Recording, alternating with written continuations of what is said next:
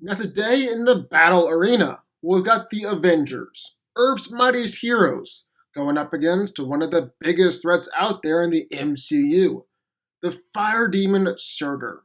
So who's coming out on top here? Let's find out.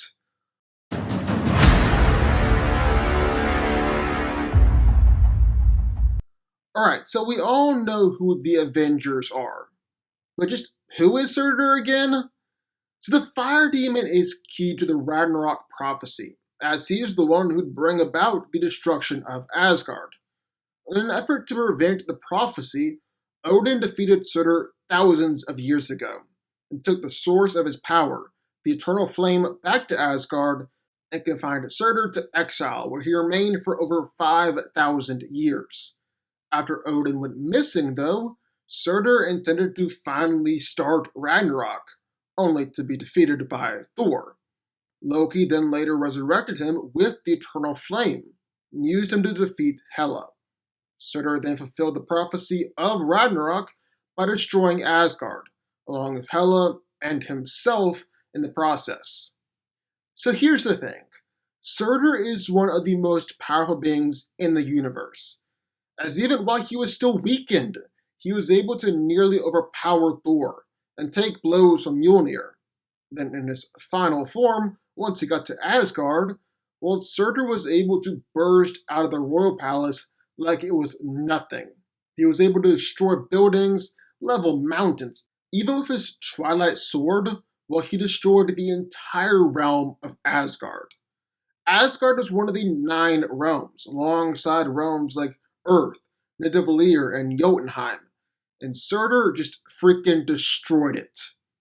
That sword also killed Hela, where Thor, Valkyrie could barely even scratch her. But I think the biggest advantage here is just his size.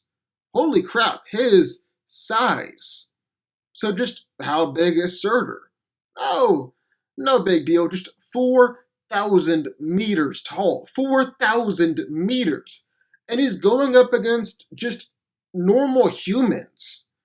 I mean, Hulk is the biggest Avenger. He's only 8 feet tall. Well, I take that back. I guess technically Giant Man is the strongest, but even he, in Endgame, at his highest, was only like 33 meters. Surtur is still 4,000 meters. He hasn't shrunk here. So yeah, this size advantage in this fight is just about as big an advantage as you could possibly ask for. And if you're wondering where I got that number from, 4,000 meters, well, VFX guys who worked on the movie confirmed it. Supposedly, Surtur started out around 800 meters and was growing throughout the entire thing until he got to 4 kilometers high. Like, look here, where he's taller than mountains while still on one knee. Yes, Surtur is crazy tall. That height, that strength, that power is going to be a massive asset in this fight. And so a lot of our favorite heroes like Black Widow, Hawkeye, Falcon, guys like that, they aren't going to be able to do anything in this fight. I mean, you're literally fighting against a mountain. What are you going to do? Shoot it with an arrow? Fly around with your jetpack? Yeah, that's not going to work. So a lot of the team are basically just here for moral support. They can grab their pom-poms and cheer along, but they're not going to do much. But that's okay, because there are still a ton of other Avengers here in the fight. Seriously, this is a stacked roster. And they've got some heavy hitters too. Captain Marvel, they're able to casually ram through ships like they're nothing, both the Krees and Thanos's. Valkyrie was able to cut through Leviathan with her sword. Iron Man was able to make Thanos bleed, tossed around with coal obsidian. Both Hulk and Giant Man are able to freaking deck their Leviathans, kill them with just one punch. And Hulk has actually already gone up against this giant Surtur too, was able to deck him as well. Then Thor was able to overpower the Infinity Gauntlet with Stormbreaker, pierce Thanos in the chest with Stormbreaker, and later decapitate him. That's a whole lot of physical power here in this fight. Unfortunately, all this physical power isn't going to matter in the grand scheme of things. Surtur is just too big, too powerful. You can't just punch him. Well, I mean, I guess technically you can, but it's not going to do a whole lot. I mean, Hulk is one of the strongest Avengers, if not the strongest Avenger, and Surtur did this to him. Thor couldn't hope to beat Hela, and he knew it. You can't defeat me. No, I know. But he can. Yet Surtur took Hela out with one shot. Physical power isn't going to take Surtur down here. But that's okay. The Avengers are actually a pretty well-balanced team. They've got both power and versatility. And I'm mostly talking about Doctor Strange and Scarlet Witch here. I mean, I guess technically Thor, Iron Man, Captain Marvel, they're pretty versatile too. But we've already seen that Thor doesn't think that he can beat Surtur. Iron Man, Captain Marvel don't really have a shot either. So Doctor Strange and Scarlet Witch, what can they do? Well, Scarlet Witch was able to overpower both Thanos and Leviathans over chaos, magic, and telekinetic attacks. And she could even potentially telepathically manipulate Surtur too, seeing as how she's able to manipulate Thor and Hulk and all the other Avengers too. Throughout WandaVision, she was able to manipulate reality at will, doing basically whatever she wanted. Then there's Doctor Strange, a guy who can potentially do just about anything and everything that you could possibly imagine too.